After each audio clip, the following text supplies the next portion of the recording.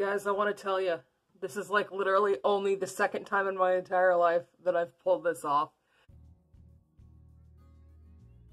So hello and welcome to Self-Care Sunday. It is a wonderful day outside, actually. It's the first day all week that the clouds have not just totally annihilated any bit of the sun.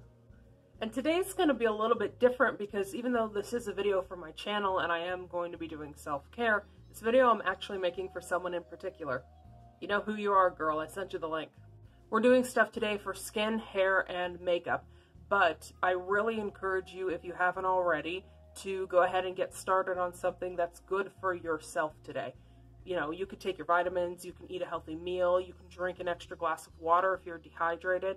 The entire point of a self-care Sunday is to do something that improves your wellness.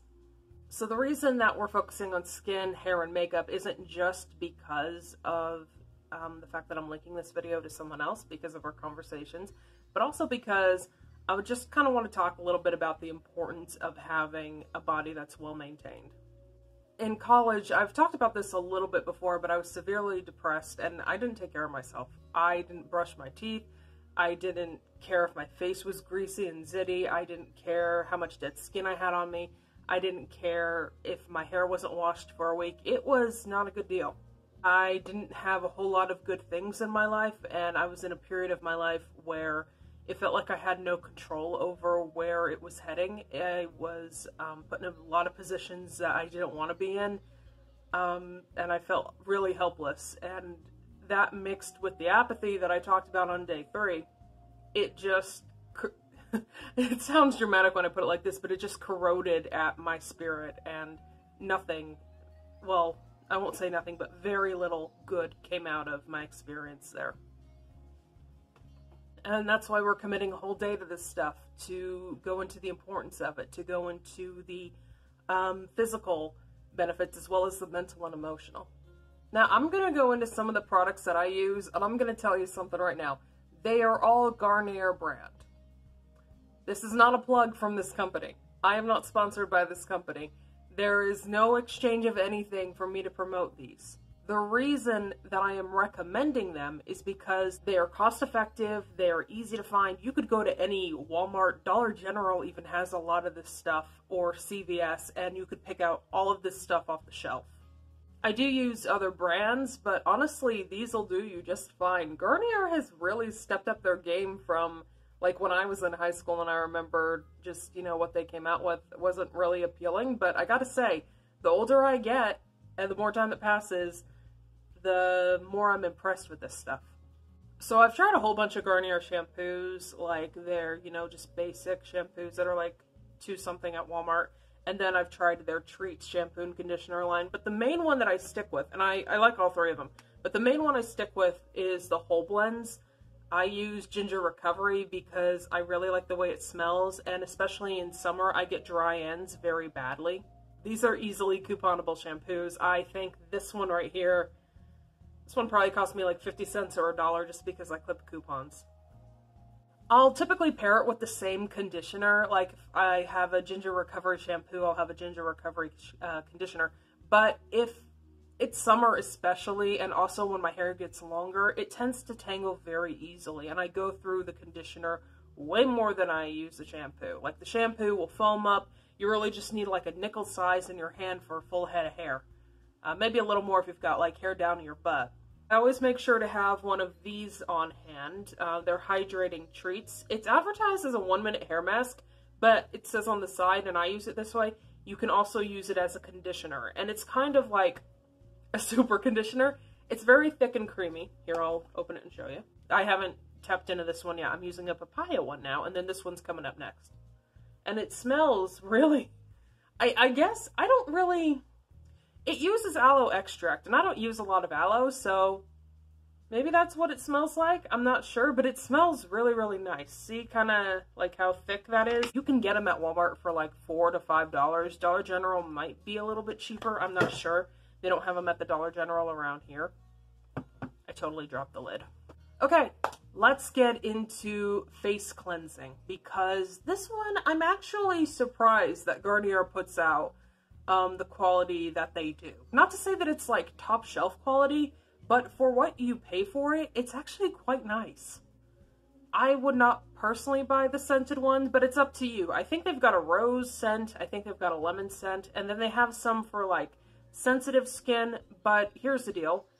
This is, I would say, for most sensitive skins already. And if you want to try to see if it's going to break you out, just take a little bit on your finger, rub it like right here or right on your arm, and if you get a red spot from it, you know that, that's going to break you out, that's going to hurt your skin. And then I've been trying this, and the jury's still kind of out on this because I think the Face Shop delivers a better product, but they've got 3 of these in my area. They've got the pineapple one for brightening your skin, they've got the cannabis one for, I think it's smoothing your skin, and then they've got the watermelon one, which is dehydrated skin and fine lines, which I have. This definitely cleanses. I haven't seen anything to help the fine lines or the dehydration yet, and I've got a spot right here that I'm working on, a little spot of dry skin, so jury's still out. I just haven't been using it long enough to really see if it's had any effect. But it doesn't break me out, and it does get like the dry skin off around my T-section and everything. So I'm going to say that as just a basic face wash, this is going to do you fine. So I'm not going to do a full face of makeup. I'm just going to do my eyes, and I'm going to be matching to the best of my ability a different palette than what I have. The palette that I'm matching to is the Naked colors from the NYX Professional. I'm reading this off of my computer, that's why I'm looking over here. NYX Cosmetics Professional Ultimate Edit, and I'll go ahead and put a picture of what that looks like up here in post. Now I went ahead and I kind of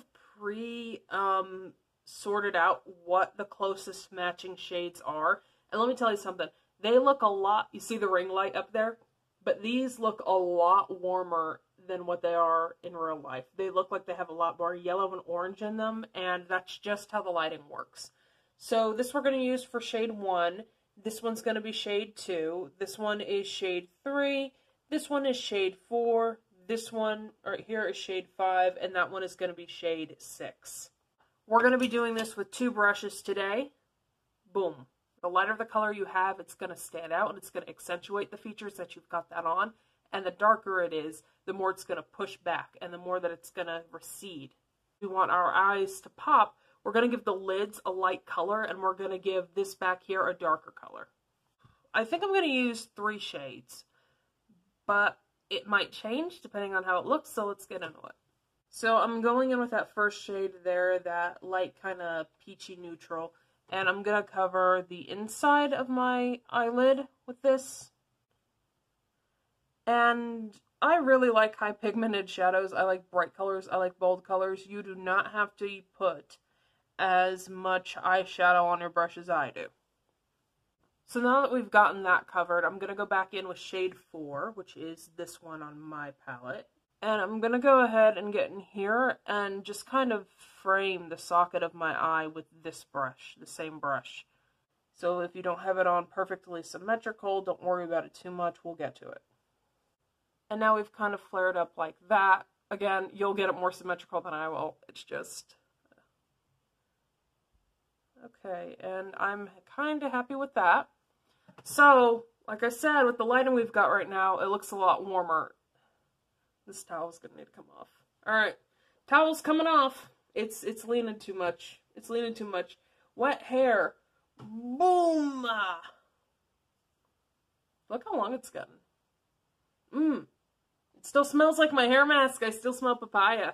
So hair's fixed. Eyes are, they're a little more even than they appear in the camera. I could deal with a little more here, a little bit spread down here. The last color that we're going to use with this brush right here is number 5, which is that one right there. We're going to very carefully and very gently get this inner corner here. Right here. And then just spread to about, oh look how freaky that is. Spread to about the inner center of the eye. And we're going to blend. We're not going to do it like sweeping like we did before. We're going to just kind of blend. And if you get a little on your lid, that's fine too. We can always go over the lid too with lighter colors at the end. But anyway. You can actually go in Anytime you're using fingers for makeup, use your ring finger or try to, because your ring finger is actually your weakest finger. So it'll be the most gentle and it'll pull less. So apart from touch-ups, we're done with this brush. We're going to move on to the other one, the more fine detail one. What I like to do is do like the deep shadows, really like the really deep shadows at the very, very end. So we're going to put some of the shimmer shades on our eyelid and then underneath our eye. And then I am going to draw on the underneath of my eye. This is the waterline, right below the waterline. Okay, so right here, you could see, don't mind that, that's just discoloration. That's not actual makeup. What you could see here is that I took, excuse me, I hiccuped, shade 3, and I lined my entire lower, like right below the waterline with it. And we're going to do it some more. You know, at the beginning of this, I said we'd use maybe 2-3 colors, but like, we're using the whole replicated palette, basically. And then it just looks like that. There's, you know, a little bit of gap up there, and we could fill that in with the detail brush, too. Okay, so we're going to take the 6th color in that palette, which we said was this here. Really? Oh, yeah, because that's more purple. So we're taking the 6th color in that palette, which is our darkest shade, our chocolate shade. And this is where we get, like, really, you know, we make it pop. We're going to take this on our detail brush, and we're going to go ahead and just very lightly lay it in the outer corner, like, socket of our eye. And then we're going to blend it. We're going to go back and forth like this, and we're going to blend it. Because I am very sloppy with my makeup, what I do here is clean my brush again that way, and then I go in for the first color, which was that right there, and I put more of that on at the very end. You know, it goes on the lid. If you want to do it to your corner, you can, but I'm going to stop just before. And boom! So the only color we didn't use was 2. Let's put that on just because. Just because. We're going to use every color now. I've decided we're using every color. I'm going in with that blending brush, and I'm going to just get some of that shade 2 on there. And they look a lot darker than I think they're going to come off. So what I'm going to do with that is just very gently, just dabbing it on the middle of my eye, because it gives you kind of a little bit of luster there. It doesn't make your lid just one tone. Honestly, that's a good tone to have a lid that's one tone. This just gives you a little more shimmer. Alright, and for the final touches, we're going to go in and do the waterline with the brown eyeliner. This is CoverGirl. Just like that. And I'm not going to do a full eyeliner. I'm just going to do my waterline and kind of the crease of my eye. Just so it can kind of draw into that shape. Alright, and that's what the brown liner on the waterline looks like. And then I'm going to go in here with some super, like, you can find this any store. I think it was like $4 at Dollar General. That's what the mascara looks like when it's just on the upper lash. This is what it looks like whenever it's on the upper and bottom. All you really need is on your upper lash. You don't need on your bottom unless, you know, you're going for something super dramatic. But if you're just doing a simple look on your eye, it's fine. And then, because I think it's cute, I'm going to go ahead with this NYX Clear Gloss Filler Instinct. This stuff's actually pretty interesting. It's, again, just a clear gloss. It just kind of plumps your lips a little bit, and it tingles. It doesn't burn, it just tingles a little bit. And it makes your lips a little fuller. Again, it looks more orange than it actually is. But even like as orange, it looks, I like it. I wear it out. Cute. Now, why did we dedicate a self-care Sunday to makeup? You know, maybe the hair and the face makes sense, but the makeup, what's going on? Why didn't I do this in a different video? Why did I do this on a self-care Sunday?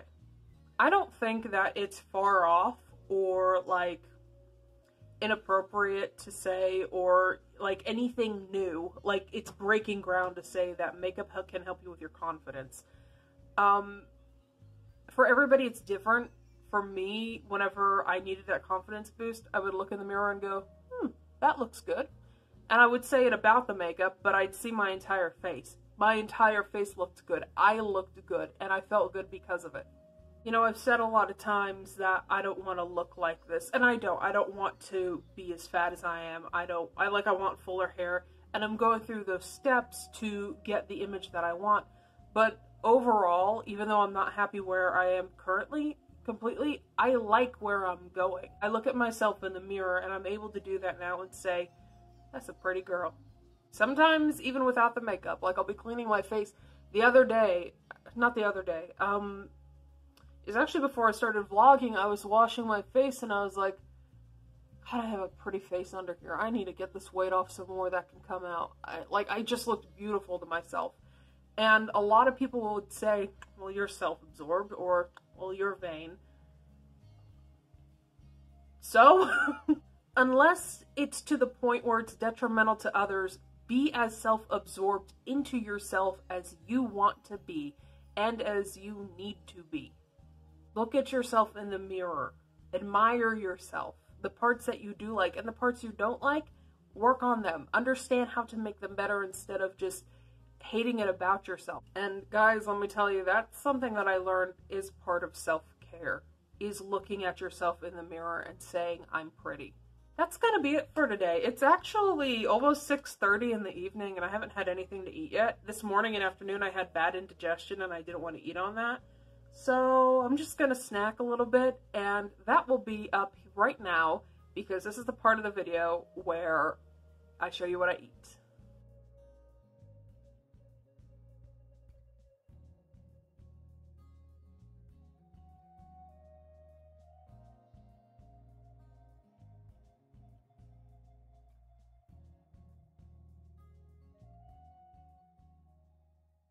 Hello, kitten. Hello, kitten. Hello, kitten. She says, Mom, pay attention to me. I've been crying this entire time.